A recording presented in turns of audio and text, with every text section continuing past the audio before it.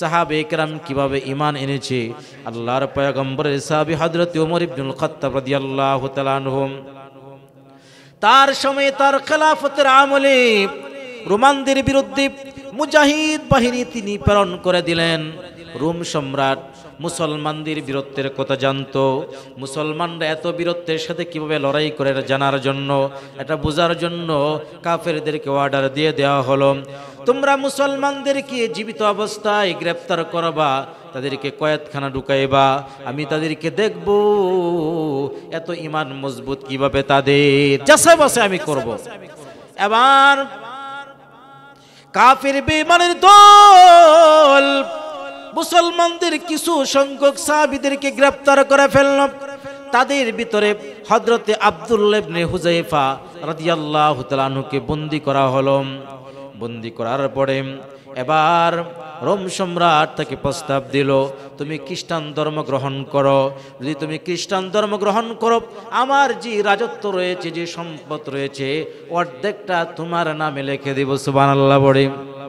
2 number, আমার মেয়ে তোমার সাথে বিবাহ দিয়া দিব, তুমি যদি ইসলাম ধর্ম বাদ দিয়ে যদি খ্রিস্টান ধর্ম গ্রহণ করো।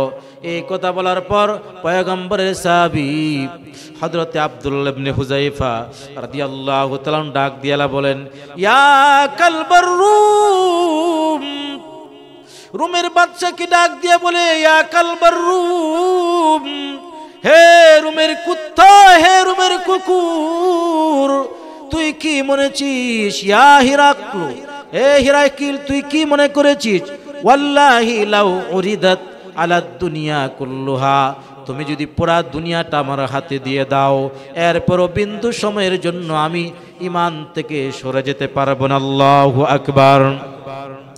বিন্দু পরিমাণ ঈমান থেকে সরে যেতে পারবো না। কয়েদখানায় বন্দী করে দেওয়া হলো। আর বলা হলো তাদেরকে কোনো খাবার দিবে না। 3 জনকে আলাদা করা হলো।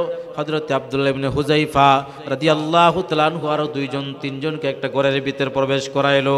দীর্ঘদিন পর্যন্ত খাবার দেয় নাই। না খাইতে না খাইতে পুরা দেহটা কঙ্কালের মতন হয়ে গেল। কঙ্কালের মতন যখন দেহটা হয়ে গেল, এবার বাদশা ডাক দিয়ে বলে, যাও শুকরের গোশত, হারাম মদ, এগুলোকে তার সামনে পরিবেশন করো।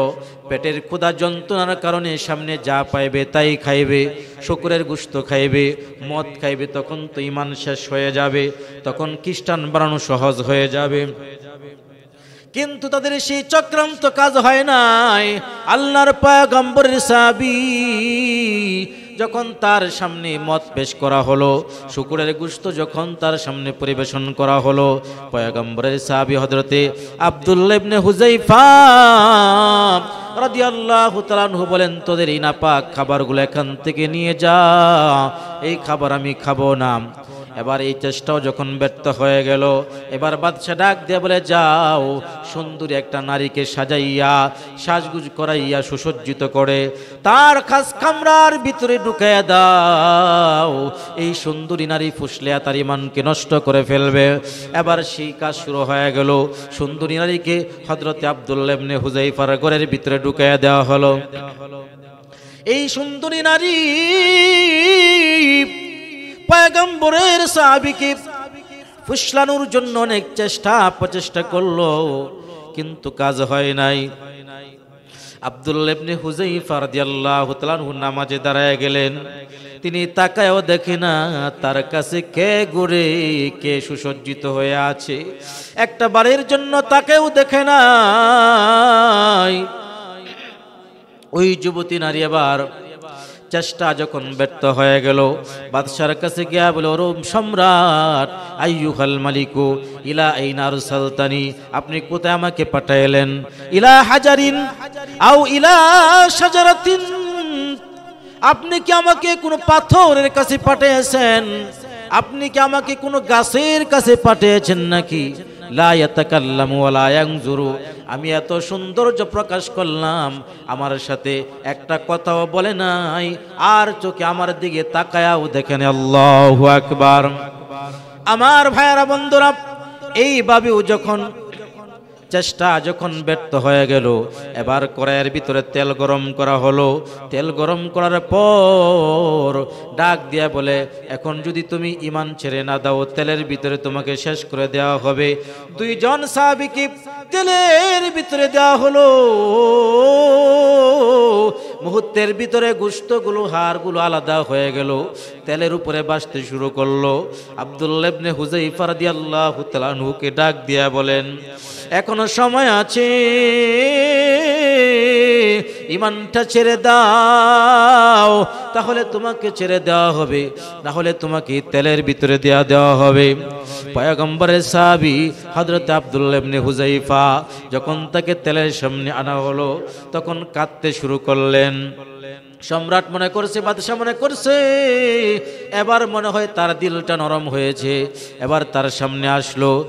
আর সাহাবী ডাক দিয়ে বলে, সাবধান সাবধান, ওয়াল্লাহি মা বাকাইতুম, তুমি এই চিন্তা করিও না যে আমি কষ্টের কারণে কাঁদছি, আমি এখন আমাকে মৃত্যুদণ্ড দেওয়া হবে, আমাকে জ্বালিয়ে দেওয়া হবে, এই জন্য আমি কাঁদছি, বিষয়টা আসলে এমন নাম। ওয়ালাকিন্নী বাকাইতু লিআন্নাম, আমি এই জন্য কাঁদি, লিআন্না লি নাফসান ওয়াহিদাতান, আমার তো কেবলমাত্র একটা প্রাণ আমার রয়েছে। ওয়া কুনতু আওয়াদ্দু আইয়াকুনা লি মিআতাম, এবার তিনি বলেন, আমার যদি এই একটা প্রাণ না, যদি আমার 100 প্রাণ থাকতো, তাহলে 100 প্রাণ এই তেলের ভিতরে আমি জ্বালিয়ে দিতাম। আল্লাহু আকবার। এবার যখন রোম সম্রাট দেখলো সব কিছু ব্যর্থ হয়ে গেছে, আর তাকে ঈমান ছুঁত করা সম্ভব না, এবার ডাক দিয়া বলে, তুমি যদি একটা কাজ করো তোমাকে ছেড়ে দেওয়া হবে। বলে, কি কাজ আপনি বলেন? বলে, তুমি আমার কপালে একটা চুমা দিবা, তুমি যদি আমার কপালে একটা চুমা দাও, তাহলে তোমাকে ছেড়ে দেওয়া হবে। পয়গম্বরের সাহাবী আব্দুল্লাহ ইবনে হুযায়ফা রাদিয়াল্লাহু তাআলা আনহু বলেন, এই শর্তে আমি চুমা দিব, আমার বন্দী যত সাহাবীরা আছে, সাথী সঙ্গীরা আছে, সবাইকে যদি ছেড়ে দেন, তাহলে আপনার কপালে আমি চুমা দিব। তাই করা হলো, সমস্ত বন্দীদেরকে ছেড়ে দেওয়া হলো। আর বাদশার কপালে চুমা দিয়া তিনি চলে আসলেন। হযরত খলিফাতুল মুসলিমিন ওমর ফারুক রাদিয়াল্লাহু তাআলা আনহু যখন তার কাছে সমস্ত ঘটনা খুলে বললেন, খলিফাতুল মুসলিমিন হযরত ওমর রাদিয়াল্লাহু তাআলা আনহু বলেন, এই সাহাবী আব্দুল্লাহ ইবনে হুযায়ফা ঈমানের জন্য যা কিছু দেখাইলেন, এটা অনেক প্রশংসনীয়। এবার আমাদের প্রত্যেকের উপরে লাজেম হয়ে গেছি, আমরা সবাই যেন হযরত আব্দুল্লাহ ইবনে হুযায়ফার কপালে যেন আমরা চুমা দেই। খলিফাতুল মুসলিমিন বলেন, আমি আগে তার কপালে চুমা দিব। এই কথা বলে আব্দুল্লাহ ইবনে হুযায়ফার কপালের মধ্যে চুমা দিলেন, আর বললেন, এমন ঈমানই একজন মুসলমানের দরকার। সমস্ত সাহাবীরা চুমা দিলেন, আর বলেন, একজন ঈমানদার যদি তার ঈমানকে নিয়ে যদি এইভাবে অবিচল থাকতে পারে, ঈমানের উপর যদি অবিচল থাকতে পারে, আল্লাহ পাক রব্বুল আলামিন যে পুরস্কার তাদের জন্য ঘোষণা করেছেন, আয়াতের শুরুতে আমি তেলাওয়াত করেছি। আল্লাহ পাক রব্বুল আলামিন ঈমানদারদের জন্য এমন মজবুত যাদের ঈমান রয়েছে, আল্লাহ পাক তাদের জন্যই পুরস্কার ঘোষণা করেছেন। ওয়াল্লাযীনা আমানু ওয়া আমিলুস সালিহাতি সানুদখিলুহুম জান্নাতিন তাজরি মিন তাহতিহাল আনহার খালিদিনা ফিহা আবাদা। এমন ঈমান নিয়ে যারা মৃত্যু পর্যন্ত বেঁচে থাকবে, আল্লাহ পাক রব্বুল আলামিন এই সমস্ত ঈমানদারদের জন্য রেখেছেন জান্নাত। এমন জান্নাত রেখেছেন যেই জান্নাতের তলদেশে নহর প্রবাহিত, আর চিরকালের জন্য আল্লাহ পাক তাদেরকে জান্নাতের মালিক বানায় দিবেন। একটা সেকেন্ডের জন্য আল্লাহ জান্নাত থেকে বের করে দিবেন না, সুবহানাল্লাহ। এই জন্য আমাদের ঈমান আমলকে মজবুত করতে হবে। এই শাবান রমজান এই দুইটা মাস হলো সুবর্ণ সুযোগ আমাদের ঈমানকে সাজানোর জন্য। আল্লাহ পাক রব্বুল আলামিন আমাদের সবার ঈমানকে গড়ে তোলার তৌফিক দান করুন। আমরা সকলে পড়ছি আমিন। ওয়া আখিরু